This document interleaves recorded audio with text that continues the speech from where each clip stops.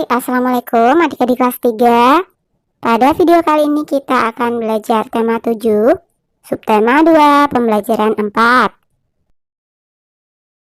Dahulu orang-orang menggunakan baju adat sebagai pakaian sehari-hari. Saat ini jenis pakaian sangat beragam. Apa sajakah itu?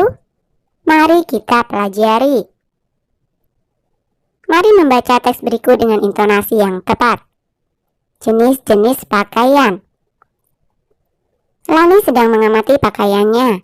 Ternyata ia memiliki banyak jenis pakaian. Ada pakaian yang ia gunakan sehari-hari. Ada juga pakaian yang ia gunakan pada waktu tertentu. Salah satu jenis pakaian Lani adalah seragam sekolah. Lani mengenakan seragam saat pergi ke sekolah. Teman-teman Lani juga mengenakan seragam saat ke sekolah. Mereka mengenakan seragam sesuai jadwal. Sepulang sekolah, Lani mengganti baju seragamnya dengan pakaian rumah. Lani memiliki beberapa jenis pakaian rumah. Lani mengenakan kaos, celana selutut, atau rok saat di rumah. Lani juga memiliki beberapa baju yang digunakan saat tidur. Lani memiliki baju yang dipakai untuk berolahraga. Lani mengenakan baju olahraga yang sesuai dengan ukuran tubuhnya. Bahan baju olahraga Lani mudah menyerap keringat. Lani dapat bergerak bebas dengan baju olahraganya. Lani memiliki beberapa baju yang digunakan untuk waktu tertentu. Ada baju hangat yang digunakan saat udara dingin. Ada juga gaun yang biasa digunakan saat pergi ke pesta. Lani bersyukur memiliki cukup pakaian. Ia teringat orang zaman dahulu yang hanya memiliki satu jenis pakaian.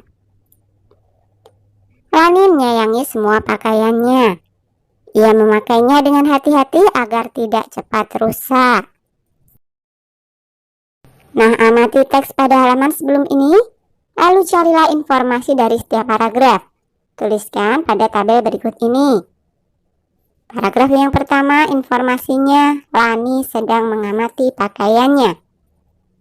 Paragraf yang kedua, informasinya adalah salah satu jenis pakaian Lani adalah seragam sekolah. Paragraf yang ketiga, Lani mengganti baju seragamnya dengan pakaian rumah. Paragraf keempat, informasinya adalah Lani memiliki baju yang dipakai untuk berolahraga. Paragraf kelima, Lani memiliki beberapa baju yang digunakan untuk waktu tertentu. Dan paragraf yang keenam, informasinya adalah Lani bersyukur memiliki cukup pakaian. Saat ini jenis pakaian sangat beragam. Ada pakaian seragam, pakaian bermain, dan pakaian tidur. Nah, diskusikan dengan temanmu jenis-jenis pakaian saat ini. Tuliskan hasil diskusimu pada tabel berikut. Nah, yang pertama pakaian sekolah. Contohnya seragam merah putih, baju batik, pakaian pramuka. Kemudian yang kedua pakaian rumah. Contohnya kaos, celana selutut, celana pendek, dan rok. Yang ketiga pakaian olahraga. Contohnya pakaian olahraga sekolah, training, pakaian sepak bola, pakaian renang, dan pakaian ski. Kemudian yang keempat pakaian khusus. Contohnya baju hangat, baju pesta, pakaian mendaki gunung, dan pakaian pantai, dan pakaian memancing. Kemudian yang kelima, pakaian adat. Contohnya pakaian adat Jawa, pakaian adat Minangkabau, dan lain-lain. Kemudian yang keenam, jenis pakaiannya adalah pakaian muslim. Contoh tunik, gamis, koko, hijab, sarung, abaya, dan kaftan. Amati gambar di samping. Cara berpakaian orang berbeda-beda. Siti selalu memakai kerudung dan baju yang menutupi seluruh tubuhnya. Lani dan Dayu senang memakai celana selutut dan kaos lengan pendek. Meskipun berbeda dalam cara berpakaian, mereka tetap berteman baik. Mereka saling menghargai. Jelaskan manfaat saling menghargai perbedaan dan tuliskan jawabanmu pada tempat tersedia. Manfaat saling menghargai adalah menjaga persatuan dan keutuhan bangsa Indonesia, muncul sikap tenggang rasa, kemudian memahami perasaan orang lain, saling melengkapi satu sama lain, dan memperkaya wawasan. Coba amatilah anak-anak di sekitar rumahmu. Apakah mereka beragam? Dalam hal apa saja? Apa yang kamu lakukan terhadap mereka? Ceritakanlah. Tuliskan ceritamu pada tempat tersedia. Nah, ini hanya alternatif jawaban ya. Anak-anak di sekitar rumahku. Anak-anak yang ada di sekitar rumahku berasal dari beberapa suku bangsa yang berbeda. Wawan berasal dari suku Sunda, sementara Made berasal dari Bali.